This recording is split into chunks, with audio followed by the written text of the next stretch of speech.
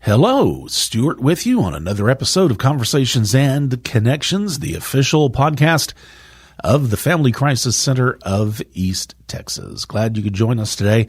Before we begin, a comment about a couple of things. This year has just gone by so fast. I can't believe this podcast is going to come out the first week of August. And can't believe that August is already here. And school, if your child's school has not started yet, it's probably about to start. And on my way to the office this morning, granted, this is the first week of August, I already saw a house with their Halloween decorations up. Wow.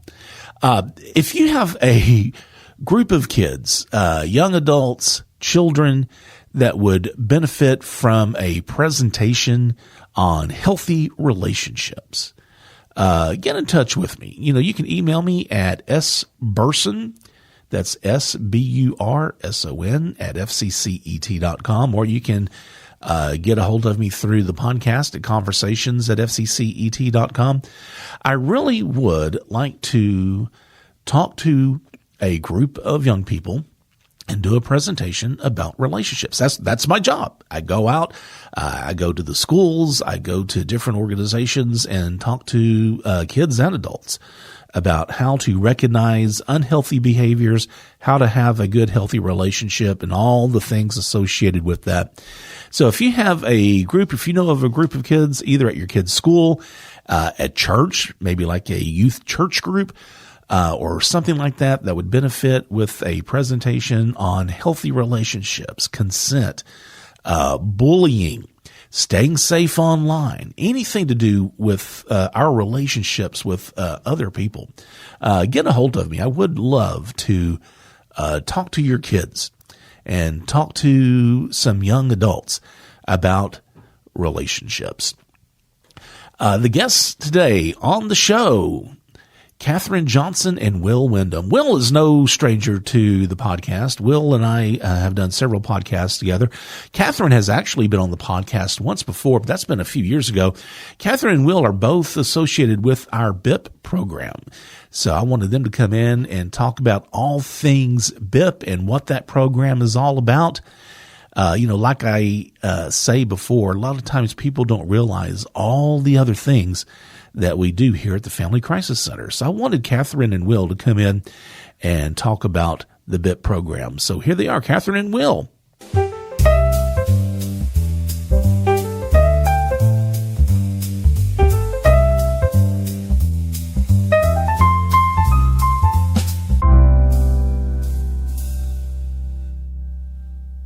Well, Katherine, it's been a while since you've graced the microphone on the podcast. It's been a minute. It has. And of course, Will is no stranger to the podcast. Yes, here again. Kat, you've been taking some trips lately. You've been an international globetrotter. I haven't gone anywhere too international. We did a cruise and got down to Grand Turk and some of those places. So it's been nice this summer. What do you think about cruises? Do you like them? Yeah, they're fun. I've never been on one, and I kind of think it's either going to be one of those things I really love and I want to do it again, or it's going to be one of those things where I'm like, eh. I think that the goal is go with people that you enjoy being with, and no set rules on what you're doing that day. We actually went on the biggest ship that we've ever been on this past time, and it was awesome. It was one of Carnival's newest ones, and it was fun. Okay. So, well, great. Nephew's graduation from high school. Man, no one took me on a cruise for for high school graduation. Well, I was wondering, Will, I know, Katherine, you've been on here, it's probably been a few years ago to talk about the BIP program. Will's been on the podcast a few times, not necessarily specifically talking about BIP, but just talking about probably what you talk about in BIP as far as like healthy masculinity. Here a few weeks ago around Father's Day, we talked about fatherhood.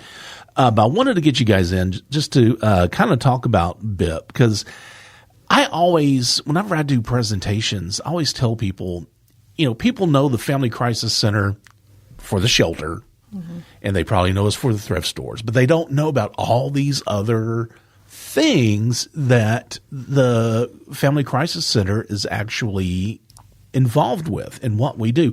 So I do want y'all to come in and talk about BIP. And I guess we're going to just kind of fly off the gate. BIP, first of all, I know that's an acronym. What does that stand for? And what is the primary mission of BIP?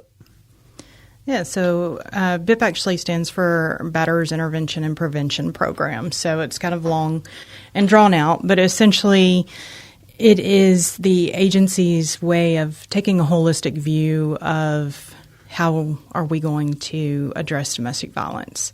So we have all these different programs, like you mentioned. We have the prevention piece. We also have what we call the reactive piece, where we're assisting clients that come to us that have been survivors of domestic violence situations. But what about the people that are actually doing the violence? And that's what BIP does. Yeah. Okay. Who's required to participate? Yeah, most of our folks that participate with us come through probation referrals in the communities that we serve. But, they've all been found to be, the aggressor in intimate partner violence, although while that's the main focus, we still get spillover from other types of, aggravated assault, family violence. But the main focus is intimate partner violence. And, of course, that just meaning that someone is in, primarily the male is in the heterosexual relationship with the female, and the male has, committed some sort of act of violence and been found guilty, and now he's been referred to the BIP group to participate with us. And so all of these are men? Yes. So we have a men's-only BIP group. That is how BIP's primarily started, way back in the day before we ever had a program here. But they do have women's groups. We just don't have one here, because ultimately we know that through research and things like that men are still the primary aggressors at this time in our communities. And so the need for male BIPs is still greater at this time than female. Yeah.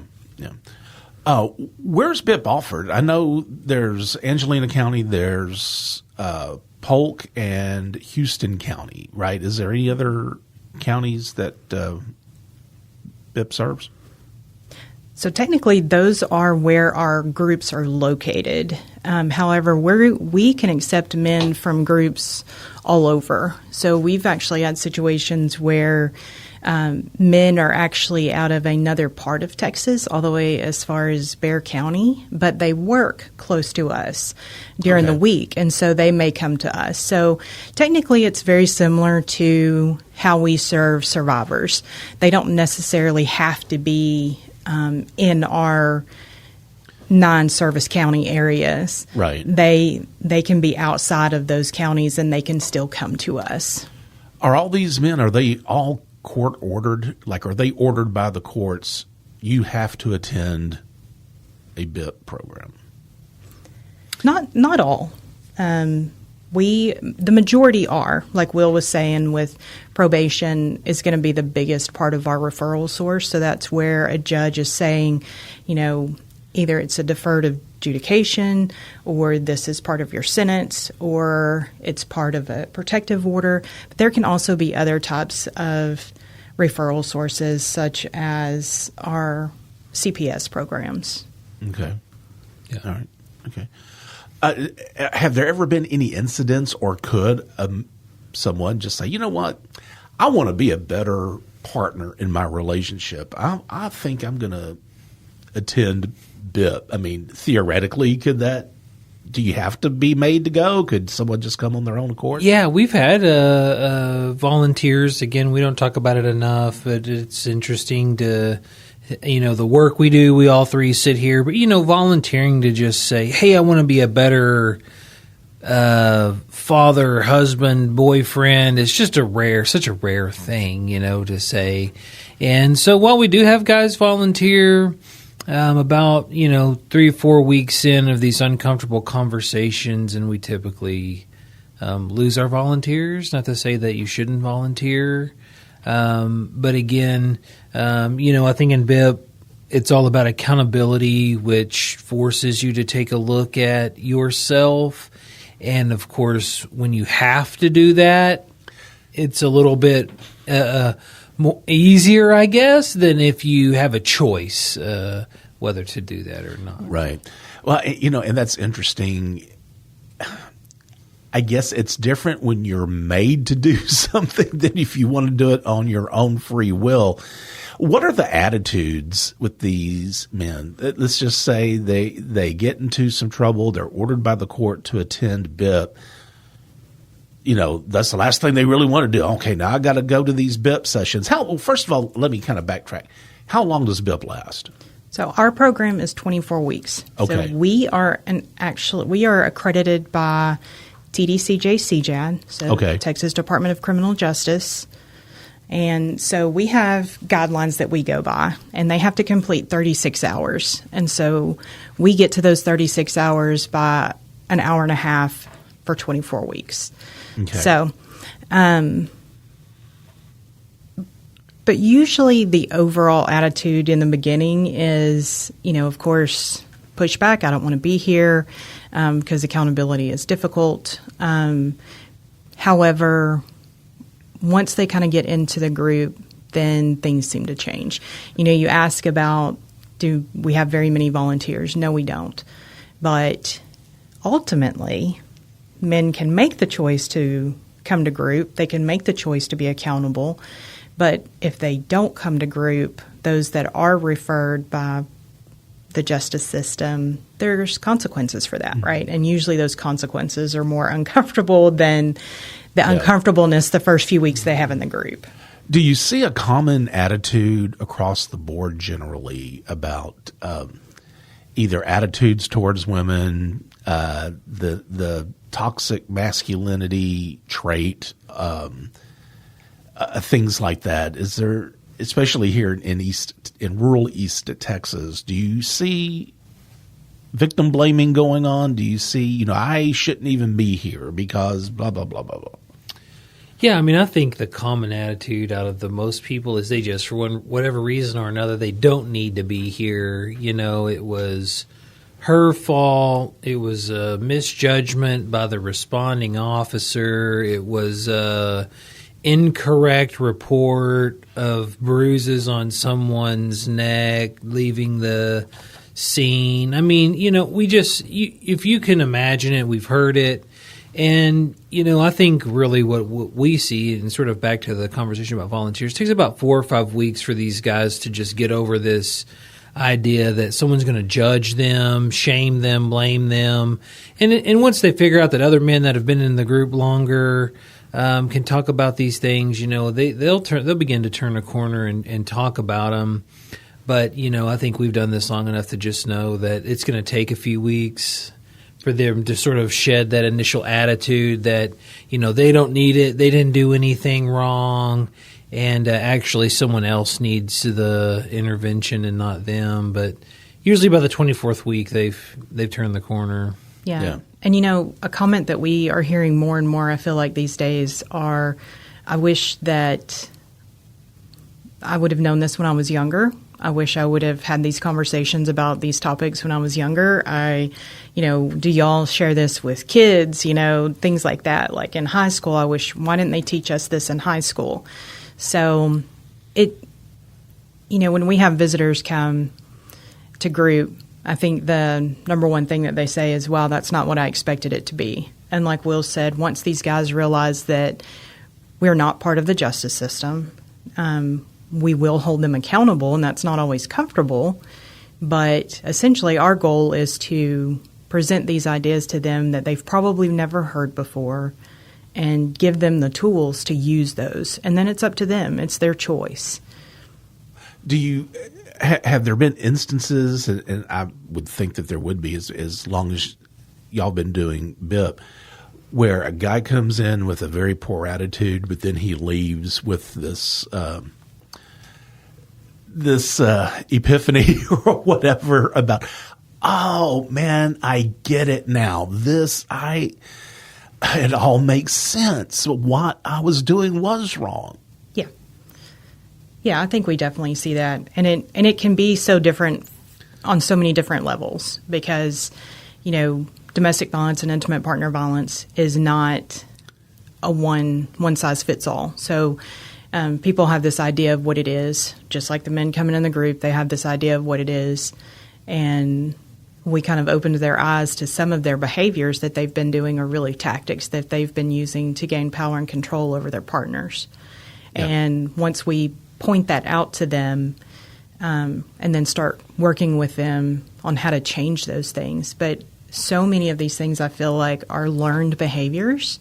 We talk about domestic violence being a cycle of abuse through generations, and they learn these things, right? And a lot of times these behaviors, the masculinity piece that you talk about, is very much propped up by society still. And so we have to address those things, right? And when men start to realize it's the same as them coming to the group the first time, right? Society tells them men can't talk about their problems or their issues or anything that may be perceived as weakness, right? But once we give them the space and they understand after that 3 to 4 week mark that Will's talking about, yeah, then they open up. And I think people are surprised at how much men want to share. Right. So you kind of touched a little bit on this, Katherine. On all of these weeks, was it 23? 24 weeks. What is it you guys talk about? What are some of the topics that you address with these men? Yeah, it really runs the gamut from, I think when you get an elevator speech about this, just all things that affect men. It starts with tactics that men use around power and control, which, of course, again, that's the two tenets of the whole thing here. So these tactics of power and control, and then the way society affects, men's attitudes about women, about relationships. Then we talk about sexual violence, stalking, pornography. And then we talk about communication, which is huge. We'll get into some fatherhood stuff. All of those different things kind of run together, right? Like we point out all the different things, all these tactics that they may be using that sometimes they don't even realize are a tactic, and then giving them other options. And it's essentially, we're going to give you these tools, and then you practice these tools. Yeah. I've heard people ask y'all before, is this like anger management? And it really isn't, is it? Do you touch on anger management at all? But I think some people at first when they hear about this, they think, oh, well, it's an anger management class. BIP is more emotion management. Yeah. Maybe. Yeah. I think that, over the years, I think the best line that we may have ever come up with is, the difference between anger management and BIP is anger management gives you tools to manage your anger, right? Perfectly legitimate, great programs are out there, and, we support those, right?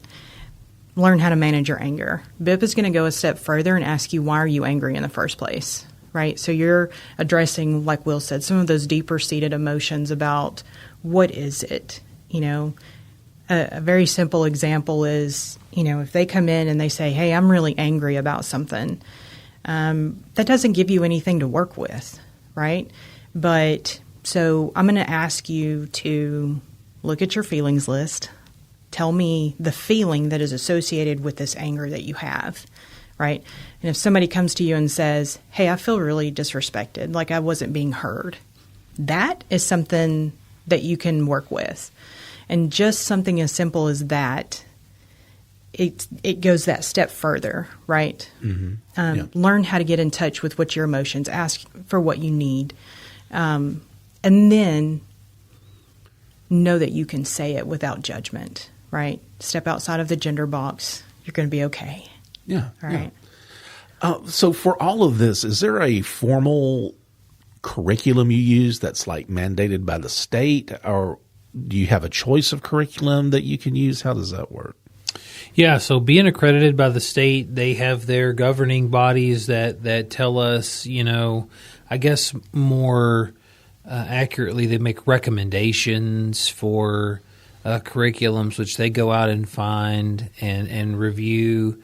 And we do use one, which is now they have disbanded and gone separate ways. We continue to use the curriculum, though, which is Men Stopping Violence, which is out of Atlanta. And we actually visited with those folks. We went to Atlanta and went through the training, and it is, on the approved list by the state, but they no longer update it. So we constantly look for ways to change and get better and keep up to date. But yeah, we follow the lead of the state, and then of course they are always typically pretty open to, if we find something, to send it up to them, and they'll take a quick review at it. But yeah, I think the world of BIP in the decade we've been around has tended to be the Wild West at times. So it's just an effort to rein in what everybody's talking to men about and sort of streamline it, because you can imagine that if we just said, hey, everybody can have a BIP group, now go talk to men about certain things, it's really hard to control the narratives there. Yeah. Well, I think it's interesting, too. You use a set curriculum, but men can join in at any time. So it's not like there's an official beginning, and now we're concluding after all these weeks, here's an end. I think it's neat the way, I guess, the curriculum is designed to where a man can come in at any time. Sure. And that's one of the reasons we like the way that the curriculums run as well. And there's some very much truth to, when these men come in these groups, they have to listen to Will and I because we hold the privilege in the room, right? But once they realize that, those other men, they're going to listen to those other men before they listen to us, right? They're going to listen to us, but they're going to hear it, so to speak, from the other men. And so when you've got a gentleman that comes in and he's on week 2 or 3 and he's saying, he's pushing back and he's having some struggles with sharing and things like that, and then you have the man that's at week 20 and he's like, anything from encouraging him, saying, come on, man, like this, we know this is how this is, and this is, you can say this here, and, or holding them accountable, right? So when we see other men in the groups holding the other men accountable in the groups, that's kind of a show that we've done what we've needed to do. Like, they've heard us. Yeah. And I think it's very true that just that, that men are going to listen to other men that they know have been in that situation before, and they see themselves as equals in there. So how often do you see men not completing? They're like, all of a sudden they just kind of drop from the face of the earth. And I guess, that as far as like programmatic reporting goes, we have some numbers we have to hit, which is like, I don't know, maybe 55% completion of our men. And we routinely usually make that percentage to stay above the state check marks. But yeah, when it comes to reporting men that just leave the group, it's this whole ghosting idea. But we know that, we don't take those things personal. Men leave because life happens. Again, if you just absolutely show up and visit with us today and believe that it's 100% your intimate partner's fault that you're here, you're never coming back. I mean, if the state's wronged you, your partner's filed an affidavit of non-prosecution, but the state picked it up, and you're only here because, your security camera called the cops. I mean, you're just not going to make it, right? So again, it's these matter of choices and accountability. Sure. And I think the majority of the reason why men won't complete is, like Will said, life just kind of happens. I think that jobs and the other struggles and things like that get to them, and but and then we just don't see them for a while. Well, and I guess it can be difficult because these sessions are held during the day. And, if you have a job, then I'm sure it puts the guy in a quandary. Well, I got to explain to work why I have to be gone every whatever day of the week, or, take a late lunch or whatever because of this.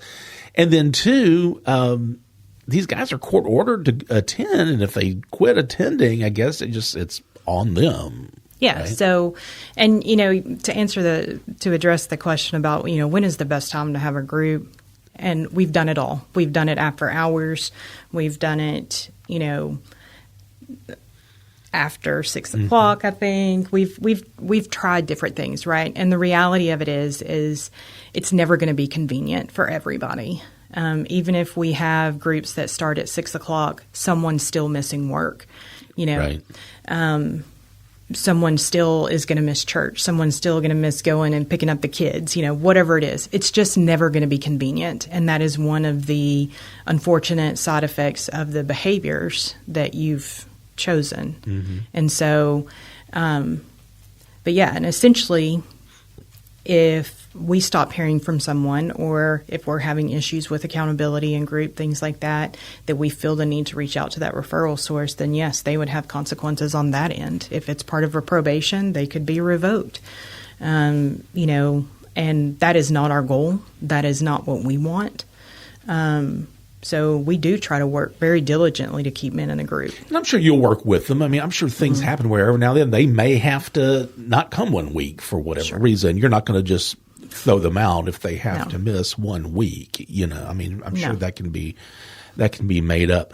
Okay, this is a question that I'm sure if someone's listening, they are really wanting to know. So this is a men's group for perpetrators who have been found guilty of committing domestic violence, and there's a woman co-facilitating this.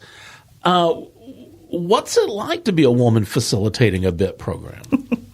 Yeah, I think that's probably the number one question I get. And I'll be real honest. So usually the way that it works is they'll see Will first. They'll do their intake with Will. They usually don't know about me until I show up in group. And I do. Surprise! Yeah, I do get the looks like, am I in the right place? Like, what are you doing here? Sometimes men will ask, which I always appreciate. Sometimes they just let it ride till we introduce who I am or whatever. But yeah, I think that I've never had a man just completely balk against me, right? Okay, well, I was wondering if you've ever gotten any pushback or anything. No, I mean not any more this. than what Will gets, right? Yeah, okay. So now, if anything, you will have guys that want to play the other card, right? And just be like super charming and, and it's like, oh, that's such a bad idea. And so, it just doesn't work, right? And so all these things that they are used to, how they quote unquote deal with women or communicate with women kind of go out the box, right? And so, but more than anything, I've been asked, am I afraid? And I have yet to encounter a BIT participant that I'm afraid of. Right. Yes, these people have committed some type of intimate partner violence against another female, but if violence wasn't a choice, these men would be violent towards everybody, every day, every step that they make. Mm-hmm. But they're only being violent towards their intimate partners, right? So I don't have that fear when I step in that room. And these are people, and they can change just like I can change, right? And so until somebody shares that information with them, and I think towards the end of groups, I I think they appreciate the quote unquote, if you will, female perspective.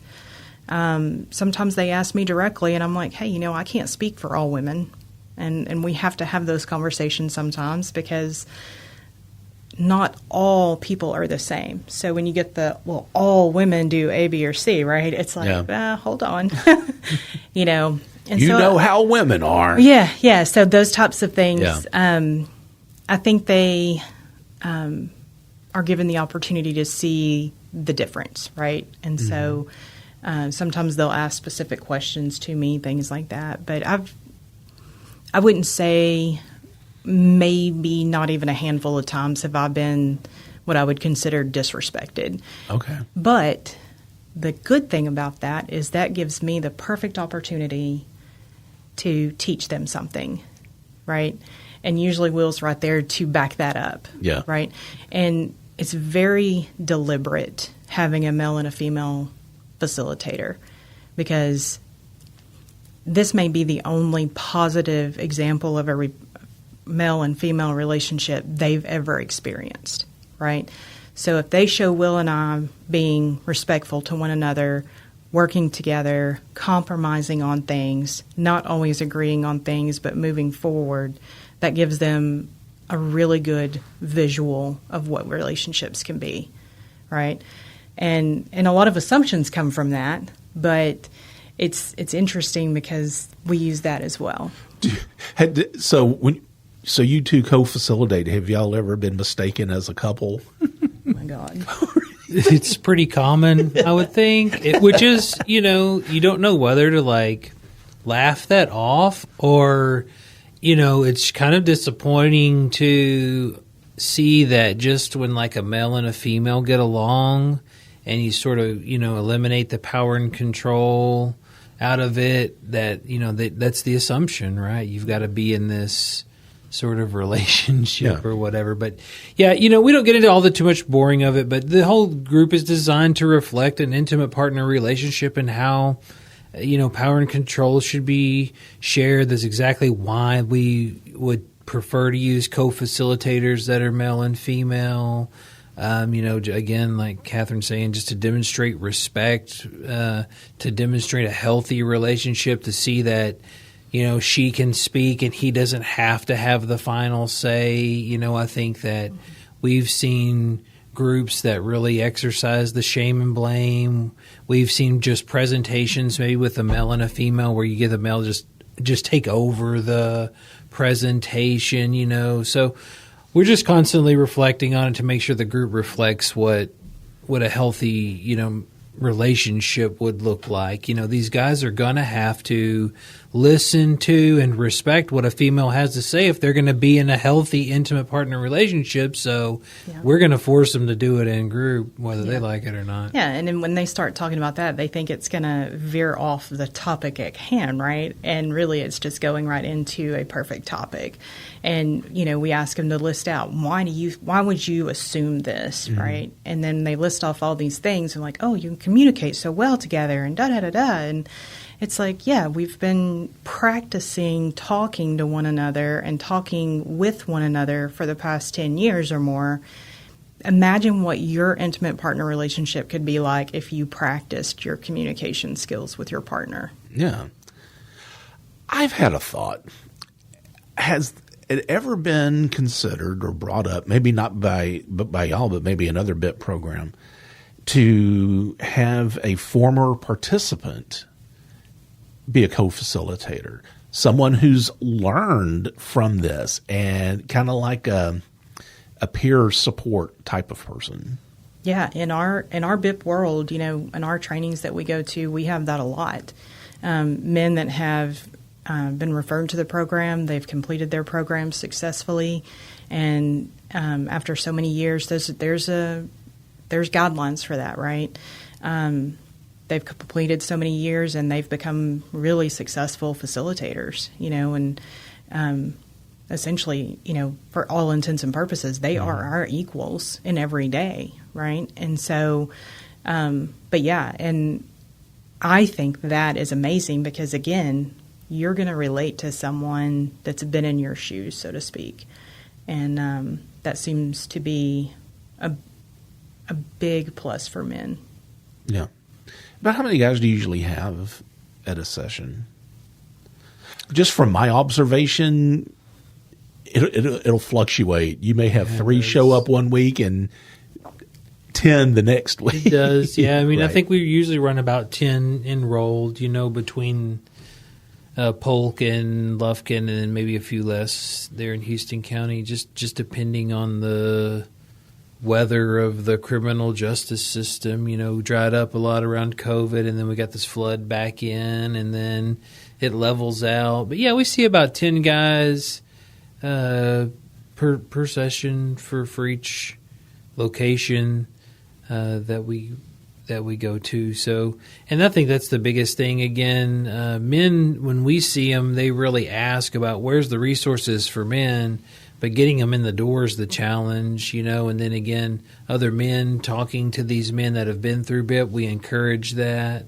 But again, just the nature of working with men is, again, when they're forced to sit here for 24 weeks, they might tell you all about their intimate partner relationship. But on the 25th week, if you caught them on the street, at the gas station, they may tell you nothing. So, you just hard to get men back in these situations to talk more about it. Yeah.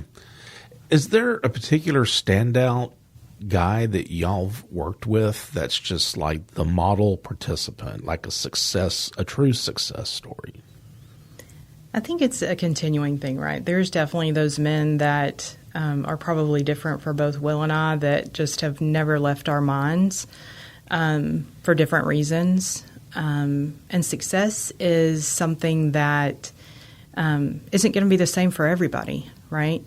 And so you have to gauge what success is for each individual person. But yes, there are those men out there that you're like, wow, I can really see. And you can hear it in the way that they speak, right? The way that they speak about themselves, Mm-hmm. their relationships that they have with not only their intimate partners, but everyone else. The way they speak about some hard truths that they learn about their families and things like that during this time. And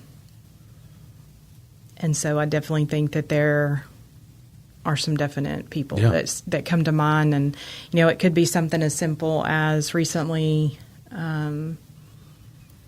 a guy that completed said, he's like, if something I've definitely learned is, he said, I used to use the curse word, the derogatory word for women, bitch. He's like, I used to use it all the time and never thought about it. And he's like, but after this group and talking and hearing, what it really means, he's like, I'm not going to have that in my vocabulary anymore.